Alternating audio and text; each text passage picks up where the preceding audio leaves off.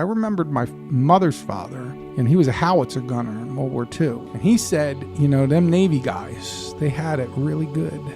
3 square meals and a warm rack to sleep in. Yep. So when I went and saw Army, Navy, Air Force, Marines, all 4 signs in the hallway, I walked in the Navy recruiting office. There was a beautiful sight, helicopter flying in. You've seen this before, right? They're 5-6 miles out. Somebody spots them. And then it's like, hey, man, there's something hanging off the bottom of that, right? This thing's flopping around like that, you know what I mean? And they come in and set it down and open up the nuts, and it's like, American beer, right? Mm-hmm. So we had a big party on the pier in Hurghada because you couldn't drink the beer there. It wasn't alcohol-based, it was formaldehyde-based. I saw the school, the Rift Valley Academy, where I was going to be a student for the next 12 years. And it was more than a cultural shock.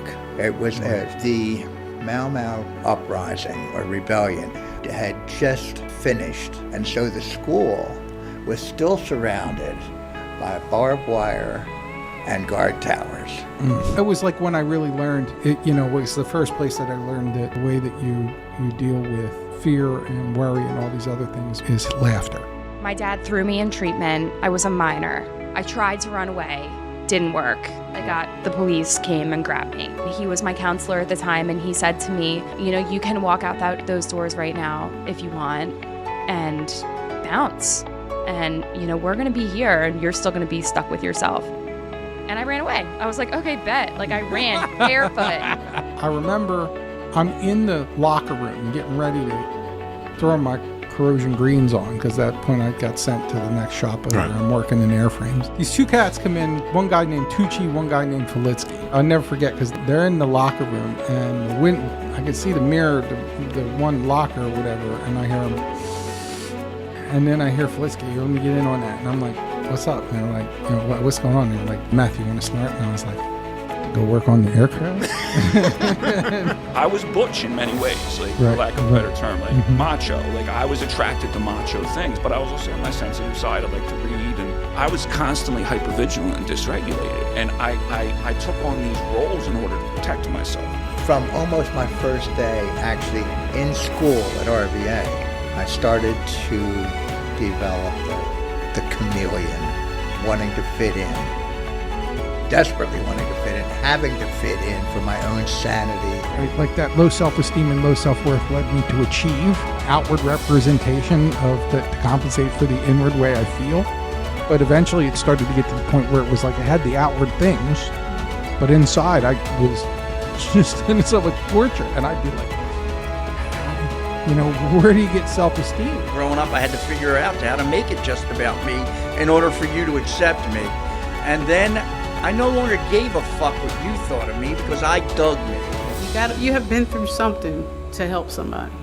And we get in my father's car, which I had stolen while he was at work, and I'm driving it home, and the cops pull around us. And I hear, Albert! And I go, I thought you were the cops. And my father yells back, I am the cops, get out of the car. And he falls down crying on his knees. And when I got clean, I never forgot what I had done to my dad. And that helped me stay clean. And that uncle that I told you about, he was sexually inappropriate with me for a while. And I had my grandmother in a chair, and I was like, did you know? Because I loved this woman, and I never realized that I was kind of angry that you left me with him, and this happened to me. People don't just make choices because they're malicious unless they're sociopaths. I didn't do this, I just did this. So I'm like, see, told you, I run this, I got this. My brother may need help, I don't need help, I got it locked. Went and caught my $20 worth, and I did not finish until 3 o'clock Sunday morning. It was like the drug grabbed me in my collar and said, look, son, I run this.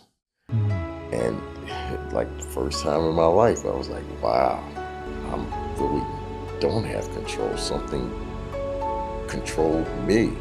And my mother had said to me, if I didn't stop using, I was going to be out after Christmas. Successful, it's like taking a bath and putting on dirty clothes. The kid will be okay for a little while until they can't. And then they just go back to doing what they're doing. And then people say, well, therapy doesn't work. Well, it's a lot that you have to do. I was probably, like I said, I was 15, 16 when they got divorced, right? Me was the thing, I'm going to get affected. I'm not going to get to do this. That messes up my program. That's what the whole thing was really predicated on. That was my hatred for my dad, is because he messed up my life. When my life improved is when I became a man for others. Things got better for me. It was no longer just about Al. I thought about my little girl. Because at 8 years old, she had a little backpack looking out the window for Daddy. Daddy didn't show up. Not only that weekend, but the next weekend and the next weekend. When I came back, my little girl was 8, my son was 3. So I sat them both down and I said, Daddy was using drugs. Daddy promises never to use drugs again. I said it to be convicted by the words that came out of my mouth. I sponsored several young men over the years who said to me, as soon as I start feeling better, I'm going to start working some of these steps. And I'm like, it's actually exactly the opposite of that. And no one listened to a word I said about wanting to quit. They just kept making sure I was eating and drinking and moving. Just keep moving forward. Just don't stop moving. This is what hard shit looks like, and this is what metamorphosis looks like. Don't stop.